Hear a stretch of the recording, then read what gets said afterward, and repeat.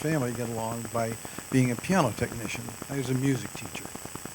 And one of the jobs I had was in Elmira at the college working on their pianos. So I called Jane after I'd read the Seth material and told her who I was, and she said, "You're from Freeville?" I said, "Yes."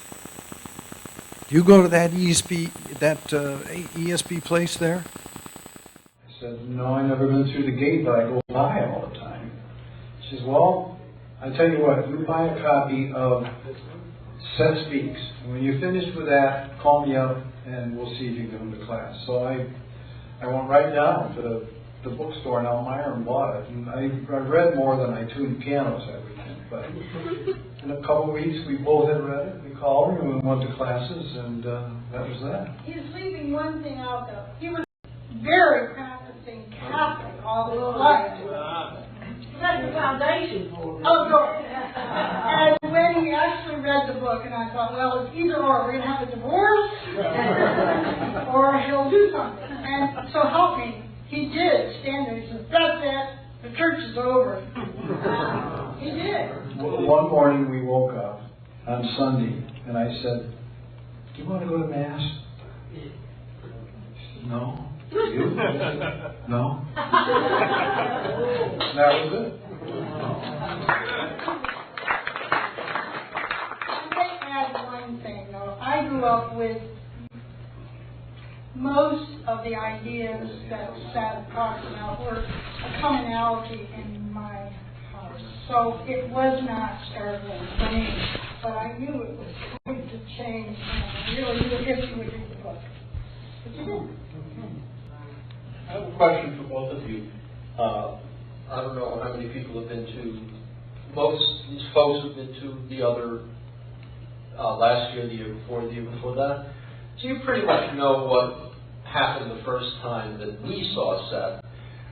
But what was your first reaction? Okay, you're there, and give you an idea of the class. We're sitting there, we're talking. Jane has her nasal voice, and then suddenly the glasses come off. What was your reaction, Maryann, the very first time you saw Seth, and then Wade? Yes, that's what it is. Oh.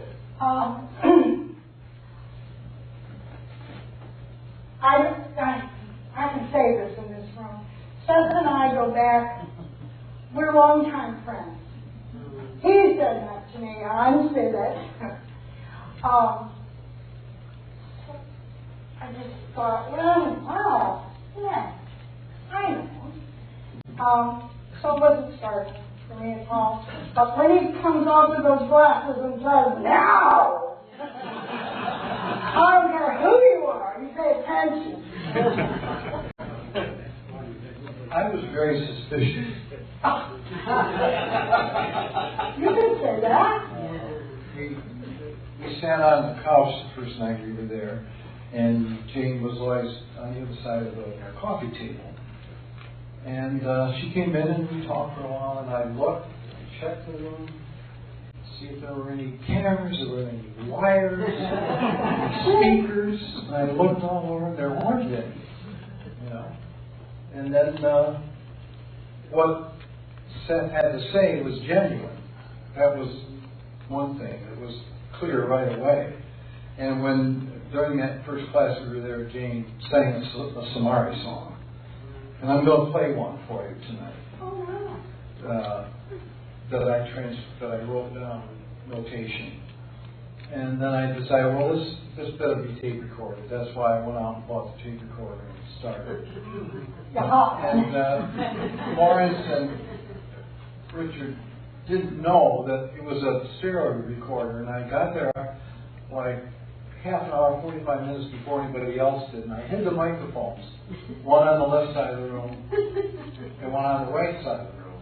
Nobody knew they were there, and the tape recorder was under the table under my feet, and then I kept track with the dial on it to see it, and I had a notebook, and when Seth came through, I wrote down a number.